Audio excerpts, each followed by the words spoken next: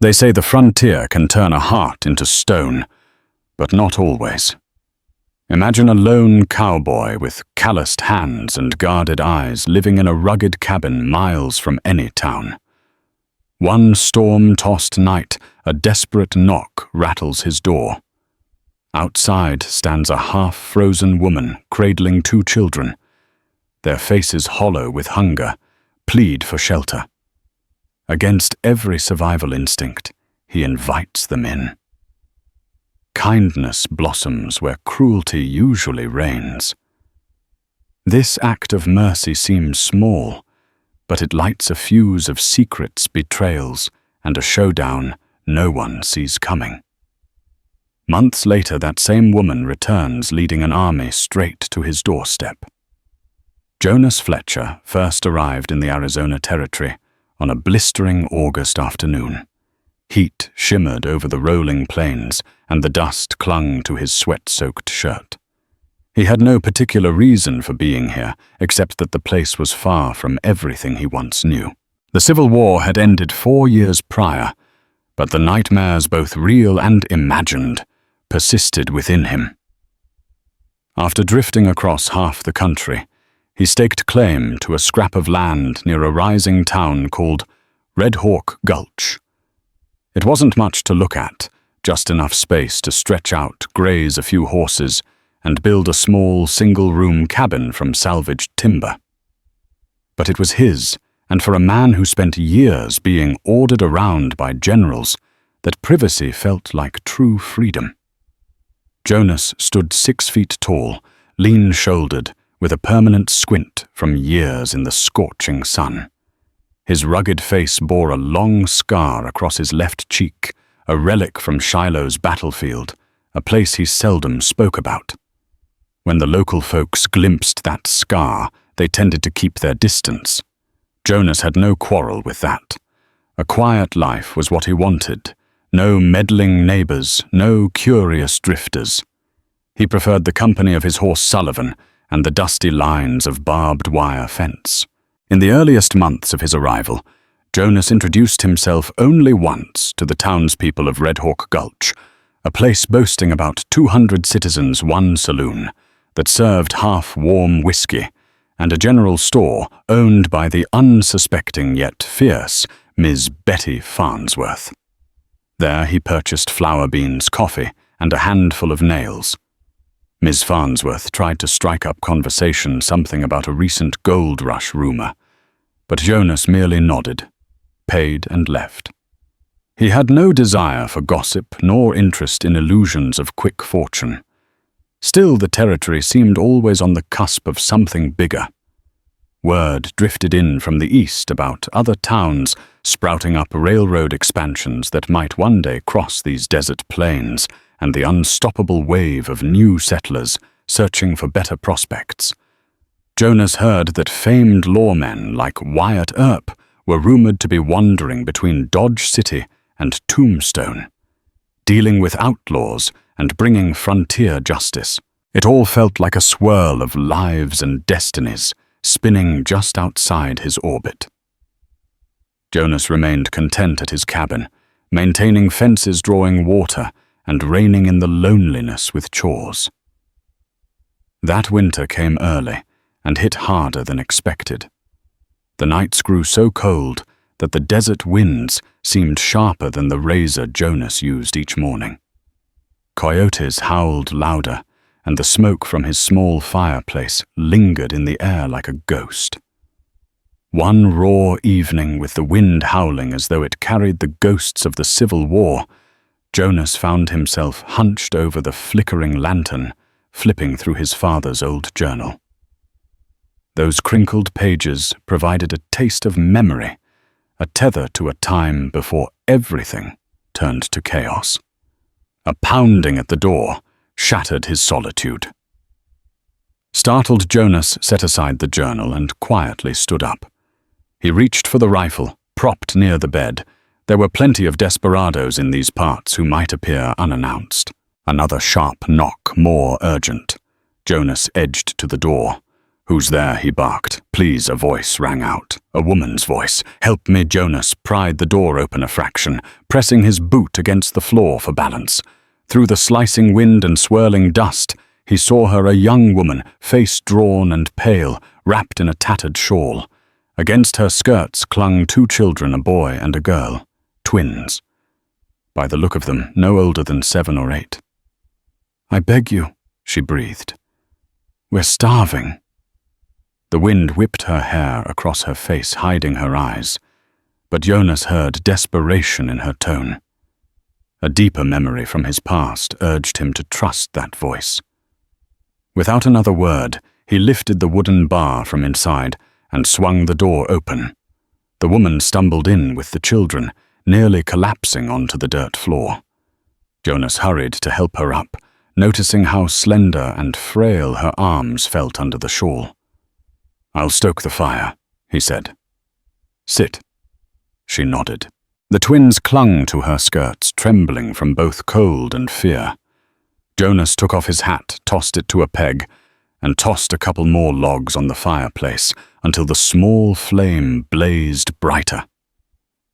The woman lifted her eyes to thank him, and in that look he read a whole saga of suffering. Her cheeks were hollows under sharp cheekbones, her lips cracked from thirst or malnutrition. The children's eyes were wide, their faces pinched from exposure and hunger. Jonas rummaged in his small larder for some beans and salt pork. He set a pot of water on to boil, glancing back at his unexpected visitors. "Name's Jonas Fletcher," he said. "You folks just passing through?" The woman cleared her throat. Voice still trembling. "Amelia," she managed. "Amelia Gray. These are my twins, Thomas and Annabelle. Get yourselves warm. I'll whip up supper." She mumbled a soft thank you, and tears hovered in her eyes. She was so exhausted that her entire body sagged towards the floor. The twins, equally drained, crawled near the fire, drawn to the warmth. Jonas pinned back his natural caution. He wasn't the type to let his guard down easily, especially around strangers. But something in him refused to ignore such helplessness. Maybe it was the memory of a war-torn village in Tennessee, or a promise he once made to himself that if he ever had a chance to help innocent folks, he'd do it without hesitation. He cooked them a simple meal, beans, pork, coffee, for the adult, and a bit of leftover cornbread he'd baked earlier. The children gobbled it so ravenously that Jonas found himself staring. There was a raw terror in the way they ate, as if someone might yank their plates away any second. So Jonas said quietly once they'd managed to eat. "Where are you headed?" Amelia brushed a lock of dusty hair behind her ear. "Anywhere but where we've come from." She glanced at the twins, hesitating. "Their father, my husband, died a year ago. We've been traveling to find work and a home. I heard rumors of the railroad opening new opportunities in Santa Fe. We set off, but the cold caught us off guard." Jonas stirred the embers in the fireplace, letting her words settle. He knew all too well how the West devoured the unprepared. "You can rest here tonight," he said gruffly. "It's a small place, but it's warm." Amelia bowed her head in gratitude. "We can't thank you enough. I wasn't sure we'd survive another night out there." Thomas the boy reached for his mother's hand, and his sister Annabelle huddled closer to Amelia's side. Jonas felt a pang in his chest at the sight. Those 2 children looked so frightened and hopeless. Memories of war, orphaned children in farmland came flooding back. He cleared his throat, forcing away any sentimentality, and rose. "I'll fetch more blankets." That night, the wind howled mercilessly outside. Gusts rattled the roof and seeped through the thin cracks in the cabin walls. Jonas didn't sleep much. He kept watch, stoking the fire whenever it waned, and ensuring Amelia and the twins remained warm. He couldn't shake the feeling that there was more to her story. A single mother, 2 children, aimlessly wandering the territory. It stank of tragedy, perhaps danger too. But Jonas said nothing. If she wanted to share, she would. Morning arrived, pale and cold.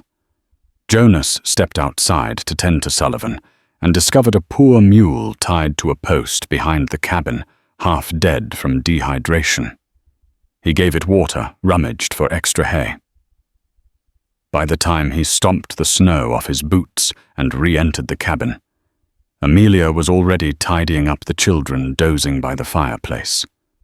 "That your mule out back?" Jonas asked. She nodded, chewing her lip. "It's all we have left. Well, it's barely standing. I'll see if I can feed it up. Might be safer if you rest here a day or 2 before heading out. Storm's not over yet." Amelia looked torn. "Thank you," she whispered, "but I don't want to be a burden." Jonas shrugged. "I'll be heading into town for supplies tomorrow.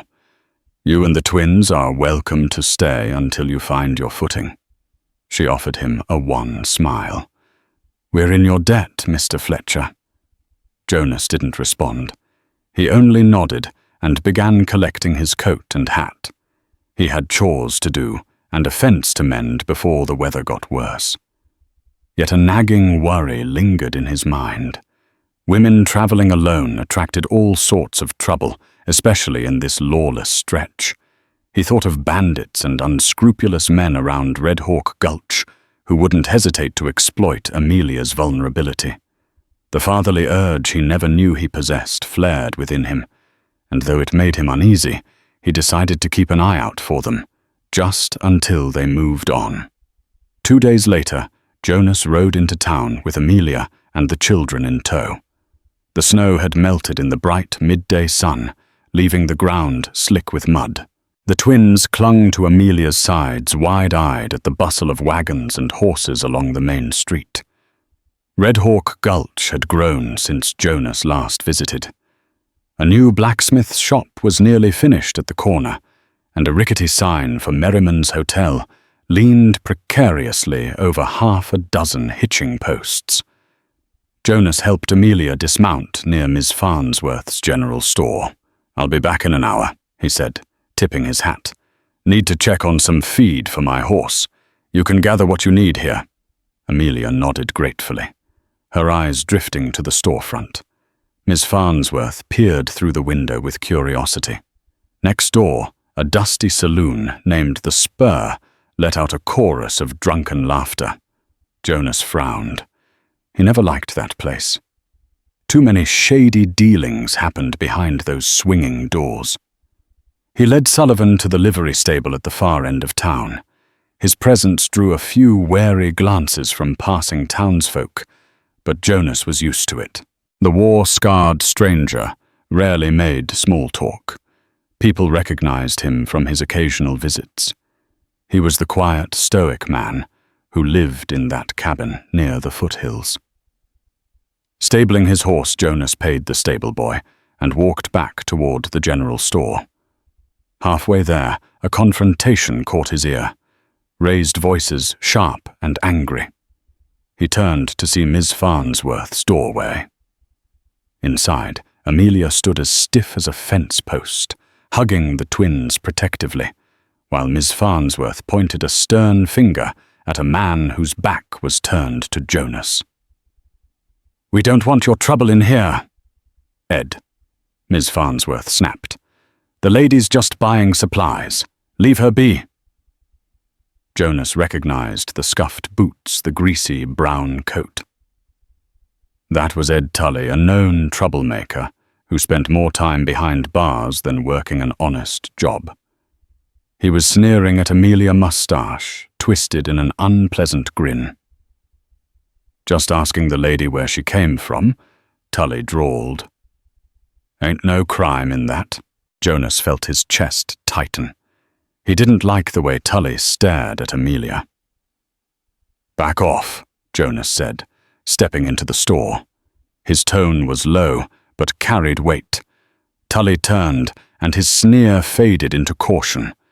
Jonas's eyes bore into him like steel rivets. Miss Farnsworth quickly moved between Tully and Amelia, while the twins clutched their mother's skirts. "Just having a friendly chat," Tully muttered, hands raised in mock surrender. "Didn't mean nothing by it." Jonas remained stone-faced. "Friendly chat's over. Now get." A flicker of anger crossed Tully's features, but then his gaze fell to Jonas's side, where a Colt revolver rested casually in its holster. With a grunt, Tully turned on his heel and strode out the door, leaving a trail of muddy footprints. Amelia's trembling was obvious as she tried to calm her children. Miss Farnsworth placed a comforting hand on Amelia's shoulder. "I'm so sorry," Miss Farnsworth said. "Men like Ed Tully are always sniffing around causing trouble. Don't you worry, though. We don't let folks get bullied around here." Amelia managed a weak smile. "Thank you." Jonas nodded to Miss Farnsworth. "Appreciate you stepping in." The shopkeeper waved him off. "Just doing what's right. Now let me ring up your supplies." Jonas exhaled slowly as he helped Amelia finish her shopping.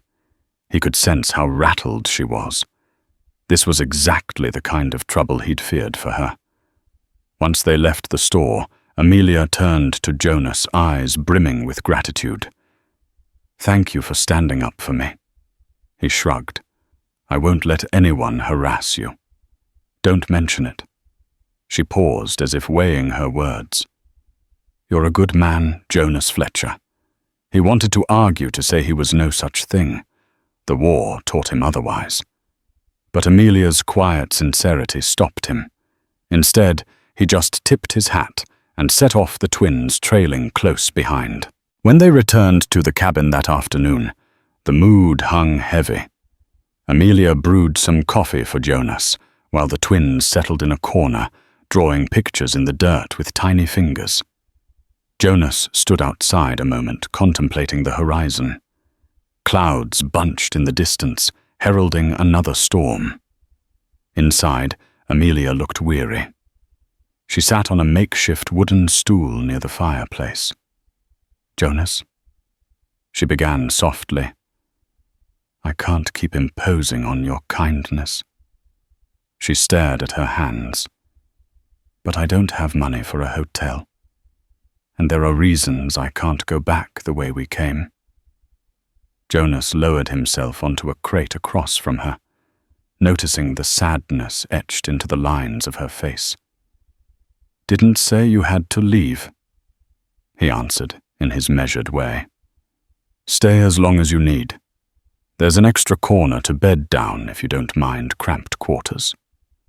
She pressed her lips together, gratitude shining through her tired eyes. "Thank you."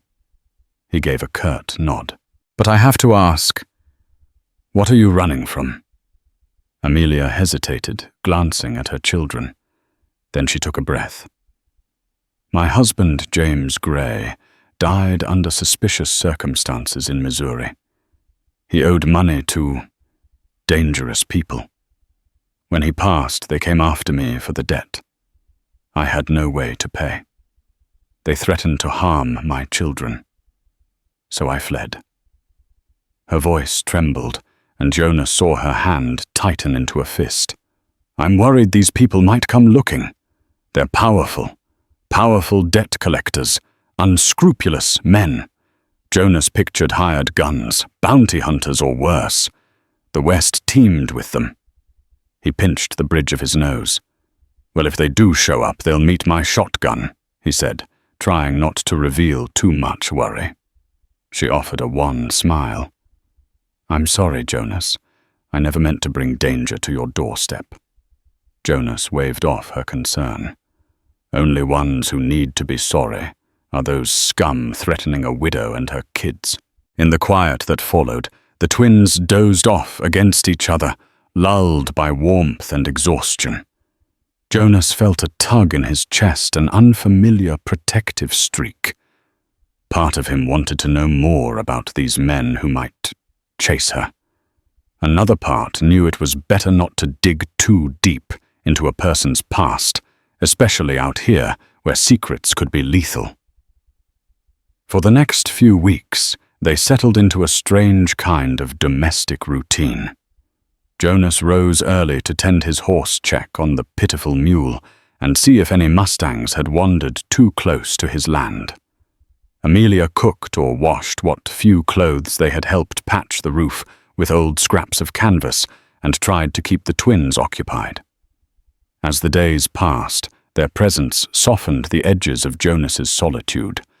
There was laughter again as Thomas told stories of what he'd seen in Kansas, or Annabelle shrieked at the sight of a harmless desert lizard.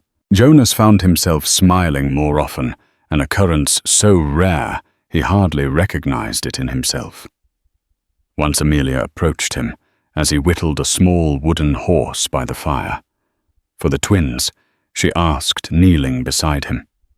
He shrugged. "Keeps my hands busy." She watched for a moment. "It's beautiful," she said, her voice soft. "They'll treasure it." Jonas paused, letting the gentle praise sink in. A year ago, he never would have pictured himself playing caretaker to a widow and her children. But the war had left him longing for something good in the world, something untainted by the memories of death and violence. Perhaps this was it. As comfortable as their arrangement had become, Jonas sensed it couldn't last forever. He suspected Amelia felt it too. Each time a rider passed by on the distant road, she tensed. She flinched at every unexpected sound, her eyes darting fearfully. Jonas, for his part, stayed vigilant. He kept his rifle loaded and propped near the door. When the storm finally broke and spring arrived, wild flowers dotted the desert, and the sun rose earlier each day, Jonas sensed a shift in Amelia's demeanor. She was restless, glancing toward the horizon, as if searching for something or someone. Then one afternoon it happened. A stranger appeared on horseback. Jonas spotted him first, riding in from the north, a swirl of dust trailing behind. Jonas stepped onto the front porch, rifle in hand, heart pounding. "Amelia," he called. "Inside now." Amelia rushed to the doorway, eyes wide with alarm. She ushered Thomas and Annabelle behind her. "Is it them?" she whispered, voice tight. Jonas didn't respond. He merely cocked his rifle and stood with legs braced apart. The rider approached slowly, eventually, halting a good 20 yards from the porch. Jonas took him in, short, stocky, with a thick beard and mean eyes. He wore a dusty duster and carried a revolver at his hip. "Afternoon," the man called, lifting one hand in a half wave. "I come in peace." Jonas didn't lower his rifle. "State your business." The man smiled crookedly. "Name's Bill Crowley. I'm a friend of Wyatt Earp." "Maybe you heard of him." Jonas had heard the name, of course. So Crowley cleared his throat. "I'm hunting a fugitive. Heard some folks from Missouri might be hiding out in these parts. Got a tip. There's a mother with 2 kids traveling under a false name." Jonas's jaw tensed. "We don't harbor outlaws here." Crowley's gaze flicked toward the cabin, where Amelia and the twins hovered just out of sight. "Just let me speak to the lady. If it's not her, I'll be on my way." Jonas tightened his grip on the rifle. "You got no authority to search my place." Crowley shrugged. "If you're lying, you'll be in a heap of trouble. This woman was involved in a murder, or so I hear." Jonas's insides twisted. He cast a quick glance back toward Amelia, who looked ashen and terrified. She whispered, "James, I never killed him. I swear." Jonas turned back to Crowley. "I'm telling you, you've got the wrong folks. Now turn that horse around and ride out." Crowley's eyes narrowed. I'll be reporting this to the local marshal. But for all his threats, he didn't move closer.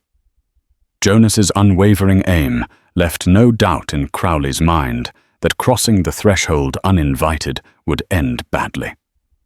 After a tense moment, the bearded man wheeled his horse around and galloped off, leaving a swirling cloud of dust behind. Amelia ran to Jonas, tears shining in her eyes. "They're on to me." Jonas lowered his rifle, exhaling. "We'll figure something out."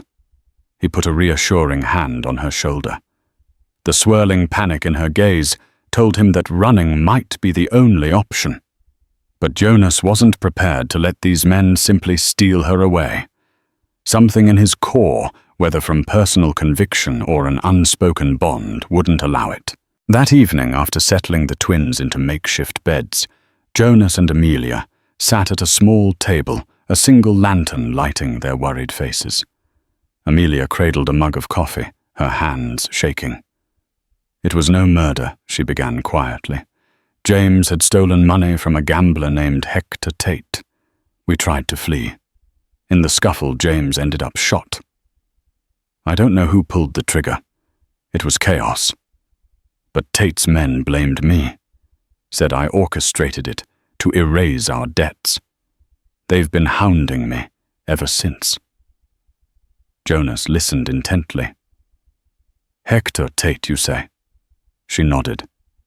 "He's wealthy, powerful. He's rumored to have ties with lawmen in certain territories. I didn't know who else to turn to." Jonas swallowed, feeling the weight of it. "You can't keep running. Sooner or later they'll track you." Amelia's voice trembled. "What do I do?" Jonas leaned back, staring at the flickering lantern flame. "You have two choices: keep fleeing or stand your ground. The second option usually means a fight." Amelia's lips parted, a flash of determination flitting across her face. "I want to protect my children. I'll do what it takes." Jonas respected that resolve. Tate's men might be numerous and armed. "If you stay here, it means I'll be fighting at your side. I won't let them take you." She stared at him, equal parts gratitude and uncertainty.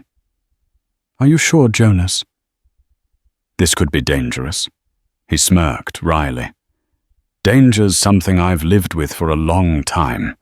Besides, you and the kids have grown on me. Guess I'm not as heartless as I look." A tear escaped Amelia's eye, but she smiled. "Thank you." They sat in silence for a while, each lost in thoughts of what might come. Jonas outlined a plan they would bolster the cabin's defenses, stack logs, to make a crude barricade, prepare vantage points, and keep weapons loaded. If push came to shove, they'd fight. In the meantime, Jonas would ride into town to find out if the local law was in Tate's pocket or not. If so, they might need to rely on an ally from another county or territory. 2 days later, Jonas rode into Red Hawk Gulch alone. The atmosphere had changed. He noticed clusters of men loitering around the saloon, eyes following him with open suspicion. The blacksmith gave him a curt nod, but looked nervous. Jonas hitched Sullivan outside Ms. Farnsworth's store, but before he could enter, Ms. Farnsworth rushed out to greet him. "Jonas," she hissed, glancing over her shoulder. "Heard rumors about a bounty. Big reward for anyone who helps track down that widow from Missouri." Jonas tensed. "Who posted it?" "That gambler Tate. He's got men wandering from saloon to saloon showing sketches of a woman with 2 kids. They say she's wanted for murder." Jonas's grip on Sullivan's reins tightened. "Most folks don't believe it, do they?" Miss Farnsworth shrugged grimly. "Some do, some don't. But money talks. They're offering $1,000 for her capture, no small sum out here. $1,000 was more than enough to turn a hungry cowboy or rancher into a bounty hunter overnight." Jonas nodded his thanks to Miss Farnsworth and headed to the sheriff's office. Red Hawk Gulch's sheriff was Bill Farnsworth Betty's cousin, a plump, aging lawman whose sense of right and wrong often got overshadowed by the local big shots. Jonas wanted to see if Farnsworth was already in Tate's pocket. The sheriff's office was a modest one-room structure. Farnsworth sat behind a desk, chewing on a piece of jerky. He looked up with mild surprise when Jonas stepped inside. Mr. Fletcher Farnsworth said, a note of wariness in his voice. "Something I can help you with." Jonas took off his hat. "Heard rumors about a bounty on a woman. Came to see if it's official or if you're involved." Farnsworth sighed. These men, Tate's men, rode in waving papers claiming they have a warrant for Amelia Gray's arrest. Showed me official documents from the territorial judge in Missouri. I can't say for sure if they're legit, but they have stamps and signatures. They're pushy, offering me a cut if I help. Jonas's jaw tightened. "So will you?" Farnsworth shifted uncomfortably. "I'm a lawman, Jonas. If a legitimate warrant is issued, I can't exactly ignore it. But I also don't want vigilantes trampling through our town, dragging women off without a proper hearing." Jonas stared him down. "You think she's guilty?" The sheriff's eyes flicked away. "Don't know. But Tate's men claim they have proof. Might not matter what I think." A bitter taste spread in Jonas's mouth. He realized Farnsworth was likely too meek to stand up to wealthy out-of-towners. "Let them know if they come to my cabin uninvited. There'll be consequences." Farnsworth cleared his throat, avoiding eye contact. "Don't do anything rash, Jonas. Times are changing. The railroad's coming more settlers. We can't afford lawlessness." Jonas put his hat back on. "Lawlessness. The only lawlessness I see is a gang of bullies hunting a widow. I won't stand for it." He left the office without waiting for a reply. Outside, a pair of men in black dusters stood leaning against the rail, heads bowed as they spoke. One of them turned, eyes narrowing at Jonas. Jonas recognized the hostility. Immediately, Tate's men were here prowling for a lead. Jonas mounted Sullivan and rode back to his cabin, trying to steel himself for whatever came next. Jonas returned to the cabin just after sundown, his shoulders stiff and his mind heavy with the news. The town was buzzing. Tate's men were back, and this time they weren't just asking questions. They had documents, they had faces memorized, and they were offering enough money to make enemies out of strangers. Inside, Amelia stirred a pot of stew over the fire, while the twins sat near the hearth, playing with the carved wooden horses Jonas had made them. The smell of beans and salt pork filled the air. But the moment she looked at him, all warmth drained from her face. Something was wrong. She saw it before he said a word. "They know," Jonas said, flatly closing the door behind him. "Tate's men are here. They've got your name, a so-called warrant, and a $1,000 bounty pinned to it." Amelia's hand trembled as she set down the ladle. "Then it's only a matter of time," she whispered. "They'll find us." Jonas stepped closer, lowering his voice. "They won't take you. I don't care what fake papers they wave around." Amelia stared into the fire for a long moment. "You've already risked too much," she said, voice brittle. "You shouldn't have to carry this, not for us." "I choose to carry it," Jonas replied. "I made that choice the moment I opened my door to you." Her eyes glistened. "But what if they come with more than threats? What if next time they bring guns and a badge willing to believe them?" Jonas looked away. He had no easy answers. He'd lived through ambushes, raids, and skirmishes during the war, but nothing had prepared him for how helpless he felt now. Defending his land was one thing, defending a woman and 2 children against a gang with legal weight behind them. That was another story. Later that night, as the children slept soundly wrapped in spare blankets, Jonas and Amelia sat quietly at the small kitchen table. A single lantern burned low between them. She cupped her hands around a warm tin of coffee, and he nursed a slow sip of his own. "I don't know how to thank you," she said at last, "for the food, the roof, your protection." "You already did," Jonas murmured. "You brought life into this place again." Laughter. Something to fight for. Amelia bit her lip, the silence stretching between them like a fragile thread. "But if something happened to you because of us..." Jonas reached across the table and touched her hand, calloused fingers curling gently over hers. "Don't finish that sentence," he said. "I made peace with my ghosts a long time ago. I ain't afraid of standing my ground." A shaky breath escaped her lips. She squeezed his hand once, then withdrew.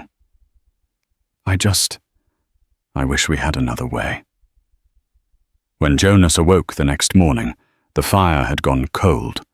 At first he assumed Amelia had simply risen early to check on the mule or stir the fire, but the hush in the cabin was unfamiliar, empty. He stood, his boots thudding softly across the floorboards, and peered around the one-room space. The blankets were folded neatly. The twins' drawings were stacked on the small table. The firewood pile had been replenished, but they were gone. Panic flared in his chest. He rushed to the front door and yanked it open. The morning light was harsh, too bright for the heaviness in his heart. The mule was gone. So were Amelia's belongings. In their place, nailed to the door with a small tack, fluttered a folded note. "Jonas, I couldn't stay, not when every moment put you in more danger. I've taken the children west. Maybe somewhere out there we can live quietly again. You gave us more than shelter. You gave us hope. I'll never forget you. Please don't come looking. Not for my sake, but for yours." Amelia Jonas stood for a long while. The letter clutched in his hand, the cold wind slicing across his face. 1,000 thoughts warred in his head. He should have woken sooner. He should have locked the mule's tether. He should have. But he knew Amelia. Knew she'd made this decision to protect him. The cabin, once filled with their voices, now echoed with silence. He walked back inside slowly, his boots dragging as if each step bore the weight of another goodbye. He sat at the table, the same place where they'd shared coffee and confessions, and stared at the chair across from him. Then, with a quiet grunt, he folded the note and slipped it into his vest pocket, close to his heart. Outside, the sun climbed higher, but Jonas remained still. He didn't know where she was going. He didn't know if he'd ever see her again. All he knew was that somewhere on the road ahead, Amelia and the twins were facing the world alone again, and he could only pray that this time the world would be kinder to them than it had been before. By early summer, Jonas started seeing the signs, strangers drifting near his land, the distant clip-clop of hooves at odd hours of the night. He felt watched. More than once he awoke to Sullivan's uneasy snorts, as if the horse sensed someone prowling outside. Jonas slept with his rifle cradled by his side, certain that trouble would arrive eventually. It came one scorching afternoon. Jonas was repairing a broken corral fence when a messenger rode up a wiry boy named Timmy, who often carried telegrams or letters for Ms. Farnsworth. He dismounted hurriedly, sweat dripping from his brow. "Mr. Fletcher." The boy panted. "Sheriff Farnsworth says, some men are heading this way, armed men. Might be trouble for you." Jonas's heart kicked up. How many? 10, or maybe 12. They was riding in formation like an army, someone said. The boy's voice quavered. Sheriff says you should skip town, but I figured you'd want to know. Jonas clenched his jaw. Thanks, kid. Now ride on home. Timmy nodded, spurred his horse, and bolted off. Jonas quickly surveyed his cabin. He had some ammunition, his trusted rifle, a shotgun, a revolver, and a scattering of vantage points. But a dozen men. That was more than he bargained for. Part of him considered fleeing. He could pack Sullivan and vanish into the desert. Yet the stubborn side refused to be driven from the only home he had found in these lonely plains. So he prepared for a fight. He loaded weapons, barricaded the windows, and placed a few makeshift traps around the perimeter tripwires that would set off a warning shot. Then he waited, every nerve on edge. Late afternoon, a plume of dust signaled the arrival of riders. Through the spy hole in the cabin door, Jonas counted at least 8 men on horseback, forming a semicircle around his property. Another 4 hung back. They wore black dusters, wide-brimmed hats, rifles slung across their backs. One man in front, the leader raised his hand in a silent command. Jonas tightened his grip on the rifle, trying to spot any familiar face. Was Hector Tate himself among them? Then a flash of color caught his eye. A woman's silhouette riding slightly behind the lead man. Jonas squinted. That figure looked feminine. When a gust of wind blew her hat off Jonas's heart, almost stopped. Dark hair tumbled around her shoulders. It was Amelia. Shock rippled through Jonas. Amelia was with them. Why, panic threatened to overwhelm him, but he forced calm. He needed answers. He unbarred the door slightly. One of the men shouted, "Jonas Fletcher! Come out if you don't want a bloodbath. We have your friend here," he gestured to Amelia. Indeed, she was flanked by 2 of Tate's gunmen, looking grim but strangely resolute. Jonas carefully stepped onto the porch rifle in hand. He eyed Amelia, searching for signs of duress. Her face was unreadable, some mix of dread and steeled resolve. The leader, a tall man with a hawkish nose and a silver-tipped cane, rode forward. "I'm Hector Tate," he announced, tipping his hat. "You have something of mine, Mr. Fletcher." Jonas's heart pounded. "I don't owe you anything. Amelia left months ago." Tate smirked. "Indeed. She fled. But I found her." He glanced at Amelia. "And she agreed to lead me here." "Didn't you, my dear?" Amelia's voice trembled. "I'm sorry, Jonas." Jonas's eyes darted between them.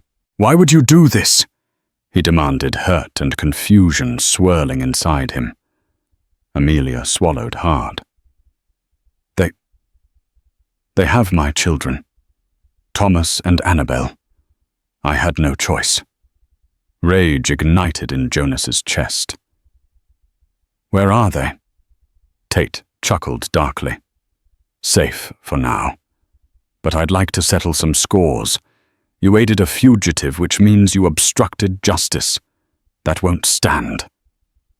Jonas knew men like Tate thrived on intimidation and cruelty. He also knew that if Tate got him alive, it meant torture or worse. "Let them go, Tate," Jonas growled. "This is between you and me." Tate shook his head.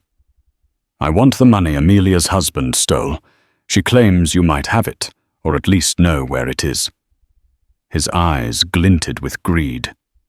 "If you don't, perhaps you can work it off or sign over your land. I'll leave it to your imagination." Jonas realized Amelia must have spun some lie to protect her children, maybe to bide time telling Tate Jonas had the hidden fortune. No matter the logic, Jonas refused to let Tate call the shots. "You're not getting my land. Jonas said, leveling the rifle. Tate scoffed. Brave. But I have an army, and you're one man. Jonas thought of the war, of how a single man's cunning could sometimes outwit an entire regiment. He aimed for Tate's chest. You're forgetting I've already seen worse odds. Tate frowned, glancing around. Suit yourself. Men. Before Tate finished, Jonas fired. The bullet grazed Tate's shoulder. The gambler jerked backward with a yelp, toppling from his horse. Chaos erupted. Gunmen fired from all directions, bullets splintering the porch railing. Jonas dove inside, slamming the door shut. He raced to the side window, returning fire, picking off a man who tried to flank the cabin. Another bullet whizzed overhead. Jonas ducked, adrenaline surging. Outside, Amelia shouted something, but the roar of gunfire drowned it out. Jonas fought with a calm fury. He'd lived through Civil War firefights that dwarfed this. He used every ounce of that deadly experience, quickly reloading, choosing his shots, and forcing Tate's men to keep their distance. The cabin's makeshift barricades helped. Bullets bounced off the thick logs or lodged harmlessly in the mud bricks. Jonas's tripwires went off with loud pops, spooking a few horses. The men cursed, trying to find cover behind boulders or scrub brush. Jonas glimpsed Tate crawling for his horse, clutching his wounded shoulder. Amelia, forced to remain in the saddle, looked torn with anguish. She called out Jonas enough. Please don't get yourself killed. Bullets hammered the front door. Jonas realized he'd lose if they kept him pinned. He had to escape or change the fight's momentum. Checking his ammo, he counted 4 shells for the shotgun, 3 bullets left in the rifle, and a half-full revolver. Not much. Smoke from gunfire hung in the air. Jonas took a deep breath, then dashed out the back. He moved low, circling around the cabins using the slight rise of the terrain for cover. If he could surprise them from the flank.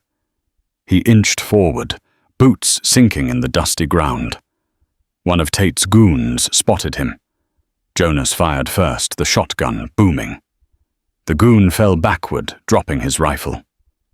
Another man swung his horse around, trying to line up Jonas, but Jonas dove behind a rock, reloading. The second man advanced, firing wildly. Jonas popped up, squeezed the trigger. The man tumbled from his horse. Jonas's heart thundered. Each shot counted. He spotted at least 3 more gunmen pinned down near the porch. Tate was nowhere in sight, likely taking shelter behind a wagon. Amelia had dismounted, trying to stay out of the crossfire. Suddenly, a familiar voice shouted, "Hold your fire." Jonas's head jerked up. He saw Amelia stepping into the open arms raised. "Stop shooting!" A wave of new riders appeared from the north. Jonas's eyes widened. Where had they come from? They wore a mix of tattered uniforms and civilian clothes, at least 15 or 20 riders. Some carried repeating rifles. Others had shotguns. They swarmed the battlefield, outnumbering Tate's men, 2 to 1. At their head, to Jonas's utter disbelief, was a lean man with a prominent mustache and a star pinned to his vest, Wyatt Earp. Jonas recognized that face from wanted posters and newspaper drawings. He'd heard of Earp's reputation as a lawman with an iron will. Behind him rode a mix of ranchers and lawmen. And at Earp's side, Jonas spotted none other than Miss Farnsworth, rifle in hand. Chaos reigned. Tate's men hesitated, confused by the sudden arrival of an overwhelming force. Wyatt Earp's voice cut through the din. "Lay down your arms or we'll cut you down." The reinforcements spread out in a crescent. Rifles aimed unwaveringly at Tate's gang. Jonas struggled to grasp the scene. Amelia had said she returned with an army. But how? Then he saw them, little Thomas and Annabel, safe behind Miss Farnsworth on her horse. The twins looked terrified, clinging to the older woman's waist.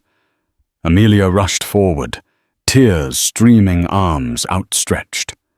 Miss Farnsworth gently helped the children off the horse. They ran into their mother's embrace. Tate's men began throwing down their weapons, seeing no advantage in resisting Wyatt Earp and a band of armed allies. Tate himself tried to slink away, but Earp and two of his men cornered him. Not so fast. Earp growled, pressing a revolver into Tate's ribs. "I heard enough to know you're wanted for all kinds of mischief yourself. We'll see what the circuit judge has to say about your claims." Tate spat, raging. "You can't do this. I have a warrant."